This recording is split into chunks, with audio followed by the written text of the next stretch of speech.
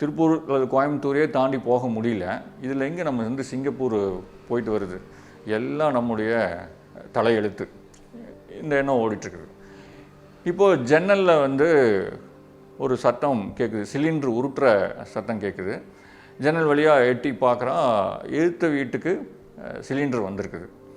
எழுத்த வீட்டுக்கு சிலிண்டர் வந்தோடனே இந்த தாட் அப்படியே வந்து கட் ஆகிடுச்சு. இந்த சீக்வன்ஸில் ஓடிட்டு இருந்த இந்த ஸ்கூட்டி, வாஷிங் மிஷின், இந்த தாட் வந்து அப்படியே, இந்த செட் ஆஃப் தாட்ஸ் அப்படியே கட் ஆகி இப்போ இன்னொரு செட் ஆஃப் தாட்ஸ் வந்து தொடங்குது. ஆனால் இவங்க வீட்டுக்கு சிலிண்டர் வந்துருச்சு, நம்ம வீட்டுக்கு நேற்று இவரை வந்து புக் பண்ணிவிட்டு வர சொன்னோம், குடோனுக்கே போய் இவர் புக் பண்ணிவிட்டு வந்தாரா என்னன்னு தெரியல. நம்ம சிலிண்டரும் தீர்ற கண்டிஷனில் இருக்குது. சிலிண்டர் தீர்ந்துருச்சுன்னா இனி பக்கத்து வீட்டில் போய் வந்து சிலிண்டர் வந்து கடன் வாங்கணும். போன தடவை வந்து கடன் வாங்கும்போதே வந்து அவங்க வந்து என்னமோ பெரிய தங்கத்தை அள்ளி நமக்கு கொடுக்குற மாதிரி அவ்வளோ கண்டிஷன் போட்டு இத்தனை நாளில் கொடுத்துருவீங்களா, இப்போது சிலிண்டர் வந்துடுமா அப்படிலாம் கேட்டு கொடுத்தாங்க. இந்த தடவையும் போய் நம்ம அவங்கக்கிட்ட வந்து நின்று வாங்க வேண்டியிருக்கும். ஃபோனை பண்ணி இவர்கிட்ட மறுபடியும் வந்து போய் குடோன் போய் சிலிண்டர் கையோடு வந்து எடுத்துகிட்டு வர சொல்லி சொல்லணும் அப்படின்னு வந்து தோணுது. இந்த செட் ஆஃப் தாட்ஸை வந்து நம்ம வந்து கொஞ்சம் தள்ளி நின்று பார்த்தோம் அப்படின்னு. இது நம்ம மனசில் ஓடுற தாட்டு தான். நம்ம மனசுலேயும் இந்த மாதிரி நிறைய தாட்ஸ் அப்படியே ஒன்றோட ஒன்று கனெக்ட் ஆகி ஓடிட்டுருக்குது. இப்போ நம்ம வந்து அந்த குடும்பத் தலைவிக்கு இப்படிலாம் தாட்ஸ் ஓடுது அப்படின்னு பார்க்கும்போது இந்த தாட்ஸை நம்மளால் வந்து தள்ளி நின்று பார்க்க முடியுது, விட்னஸிங்காக பார்க்க முடியுது. இந்த தாட்ஸ், இந்த செட் ஆஃப் தாட்ஸ் ஓடி, இதில் 2 செட் ஆஃப் தாட்ஸ், சிலிண்டரு அதில் ஒரு செட் ஆஃப் தாட்ஸ். ஒரு டக்குன்னு சிலிண்டர் சத்தம் கேட்டோன்னா காதிலிருந்து ஒரு ட்ரிகரிங் பாயிண்ட் வந்துச்சு. இது மாதிரி எதிலிருந்து வேணாலும் ட்ரிகரிங் பாயிண்ட் வரும். திடீர்னு பக்கத்து வீட்டிலேருந்து ஒரு சிக்கன் குழம்பு வாசனை வந்துச்சு அப்படின்னா அந்த சிக்கன் குழம்புலேருந்து ட்ரிகர் ஆகி எண்ணங்கள் ஓட ஆரம்பிக்கும். நம்ம வீட்டில் அம்மா வந்து சிக்கன் சூப்பராக சமைப்பாங்க, நம்ம அடுத்த வாரம் போகும்போது அம்மாவை சிக்கன் எடுத்து சமைச்சு வைக்க சொல்லணும் அப்படின்னு வந்து ஆரம்பித்து அது லைனாக வந்து அப்படியே ஓட தொடங்கும். இப்படி ஒரு வாசனை, திடீர்னு ஒரு சப்தம், ஒரு காட்சி, ஒரு பாடலினுடைய ஓசை, ஏதோ ஒரு பாடல் எங்கேயோ ஒழிச்சிட்டு இருந்தது அப்படின்னா, அட நம்ம வந்து காலேஜ் படிக்கும்போது எல்லாம் கட்டடிச்சிட்டு இந்த படத்துக்கு போய் ஃப்ரெண்ட்ஸ் எல்லாம் சேர்ந்து பார்த்தோம் அப்படின்னு அந்த தாட்ஸ் வந்து அதிலிருந்து, அந்த பாட்டிலிருந்து கிளம்பி ஓட தொடங்கும். இப்படி நம்முடைய தாட்ஸ் கிளம்பி ஓடுறதுக்கு ட்ரிகரிங் பாயிண்ட் வெளியிலிருந்து எது வேணாலும் இருக்கலாம்.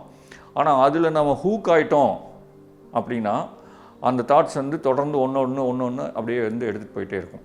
இப்போ இந்த குடும்பத் தலைவி இந்த வாஷிங் மிஷின், ஸ்கூட்டி, சிலிண்டரு இந்த மாதிரியான தாட்ஸ் ஓடுறதுக்கு ட்ரிகரிங் பாயிண்ட் எது அப்படின்னு நம்ம பார்த்தோம் அப்படின்னா, அந்த பக்கத்து வீட்டுக்காரங்க நாங்கள் வந்து ஃபேமிலியோட புரூக்ஃபீல்டு போயிட்டு ஷாப்பிங் பண்ணிவிட்டு சினிமா பார்த்துட்டு வரோம் அப்படின்னு சொன்னாங்க. அந்த சொன்னதிலிருந்து இவ்வளவு தாட்ஸ் வந்து எங்கள் மனசில் ஓடிடுச்சு. இது வந்து கிட்டத்தட்ட ஒரு அரை மணி நேரத்தை வந்து அவங்க லைஃப்பில் வந்து முழுங்கியிருக்கும். இந்த அரை மணி நேரமும் அவங்க வாழாத தருணங்கள். இந்த அரை மணி நேரம் தொலைவில் ஒரு குயிலினுடைய ஓசை கேட்டுச்சு, அந்த குயில் ஓசையை கேட்கல. ஒரு பாட்டு பாடிட்டுருக்குது, அந்த பாட்டை கேட்டு நம்ம ரசிக்கலை. ஒரு தென்றல் காற்று நம்ம மேனியை தழுவி போகுது, அதை நம்ம வந்து ரசிக்கலை. ஏன்னா இதையெல்லாம் ஏன் ரசிக்க முடியல அப்படின்னா நம்ம மனம் இந்த தாட்ஸ்னால கேரி ஓவர் பண்ணப்பட்டு அதன் பின்னாடி அப்படியே வந்து போயிடுச்சு. அப்போ இந்த ஒரு அரை மணி நேரம் நம்முடைய லைஃப்பில் வீணான தருணம். ஏன்னா நிகழ்காலத்தில் இல்லாத தருணங்கள் எல்லாமே வீணான தருணங்கள், நாம் வாழாத தருணங்கள்.